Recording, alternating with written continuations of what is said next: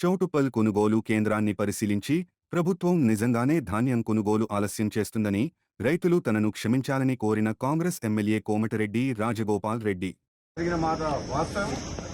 ప్రభుత్వం తరఫున నేను క్షమాపణ కూడా చెప్తున్నాను. ఎందుకంటే మనం అనుకున్న దానికంటే డబల్ 3 రెట్లు ఎక్కువ వచ్చింది. రైతులకు ఇబ్బంది అయింది. కళ్ళాలల్లా 15 రోజుల నుంచి రైతులు ఇబ్బంది పడుతున్నారు. ఆ మాట వాస్తవం. అందుకని మేము కూడా చింతిస్తున్నాం అందరం.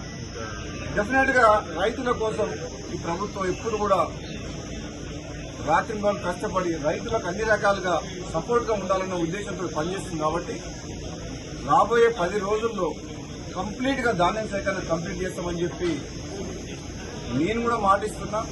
ప్రత్యక్షంగా నేను కూడా ఈ గోడౌన్ హ్యాండ్ ఓవర్ చేసుకుంటానికి అధికారులతో మాట్లాడి గోడౌన్ ఓనర్ ఒప్పుకున్నా సరే బలవంతంగా నోటీస్ ఇచ్చి తీసుకోవడం జరిగింది. ఇంకొక 1,00,000 టన్నులకు తిరుమలగిరి సూర్యాపేట మండలం అక్కడ ఒకటి ఉన్నది, అది కూడా తీసుకోమని చెప్పిన ఇప్పుడు అడిషనల్ కలెక్టర్ గారితో మాట్లాడినా. వచ్చే 10 రోజుల్లో ఈ ధాన్యం సేకరణ ఎప్పుడు ఇంత ప్రాబ్లం రాలే. ఈసారి వచ్చింది ప్రాబ్లం. ఈసారి దిగుబడి ఎక్కువ రావడం వల్ల, కాబట్టి వివిధ కారణాల వల్ల ఆలస్యం అయింది. మా రైతు సోదరులందరూ కూడా దీన్ని పరిస్థితిని అర్థం చేసుకుని సహకరించాలని చెప్పేసి ప్రతిపక్ష పార్టీల అందరికీ కూడా నా విన్నపం ఏంటంటే, ఆలస్యమైన వాటి వాస్తవం. మీరు కూడా ప్రజల పక్షాన చాలా సందర్భాల్లో మీడియా ద్వారా కానీ రైతుల పక్షాన మీరందరూ కూడా మీ పాత్ర పోషించిండ్రు.